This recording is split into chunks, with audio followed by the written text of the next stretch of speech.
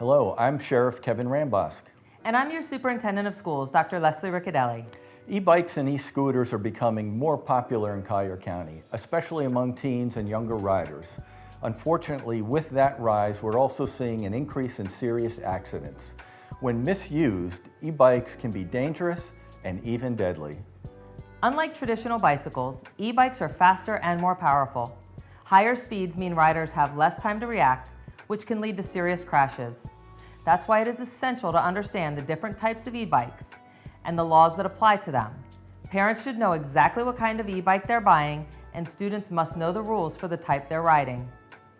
There are also new county ordinances regarding e-bikes, including updated rules for younger riders.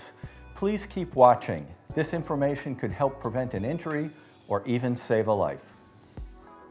Electric bicycles, or e-bikes, fall under 3 different classes. Let's quickly take a look at each of these classes. Class 1 e-bike gives the rider the added benefit of an electric motor-assisted experience while pedaling. The max speed is 20 miles per hour. They do not need a license to operate, and a helmet is required if under the age of 16 and recommended for those 16 and over. A Class 2 e-bike comes equipped with a throttle-controlled motor and doesn't require pedaling when in use. The max speed is 20 miles per hour. It does not need a license to operate, and a helmet is required if under the age of 16 and recommended for those 16 and over. A Class 3 e-bike is a pedal-assisted bike similar to Class 1 e-bikes, but can reach higher speeds. The maximum speed is 28 miles per hour. They do not need a license to operate, and a helmet is required if under the age of 16 and recommended for those 16 and over.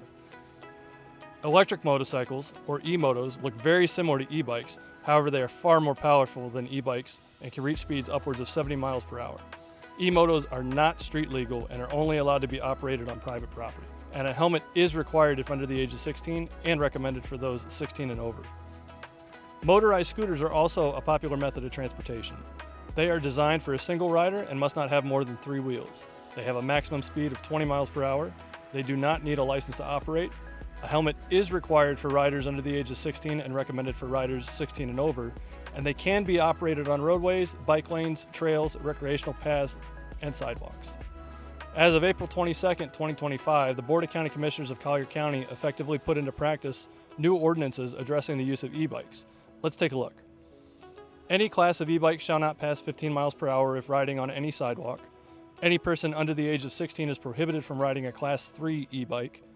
All 3 classes may be operated on sidewalks. However, any cyclist over the age of 16 operating a Class 3 e-bike is prohibited from using the sidewalk and must stay in the bike lane when available and must not exceed a max speed of 15 miles per hour. If an adult is operating an e-bike while accompanying a child or children under 16 years of age who are riding on the sidewalk, they too can lawfully ride on the sidewalk to not separate from the child and must not exceed a max speed of 15 miles per hour. Any person riding on the sidewalk or bike lane when approaching a school bus which displays a stop signal must come to a full stop. Do not pass the school bus until the signal is not in use and it's safe to do so. When riding on pathways located in parks and recreational areas, cyclists must yield the right-of-way to pedestrians and must deliver a warning before passing a pedestrian. Operating an e-bike on a sidewalk when approaching a signalized intersection must obey pedestrian control signals before crossing. If approaching an intersection does not have a pedestrian signal, the cyclist must follow the intersection light signal indications for the parallel roadway traffic flow. An e-bike that produces 750 watts of power is prohibited on the sidewalks, bike paths, and shared roadways in Collier County. Those are important messages.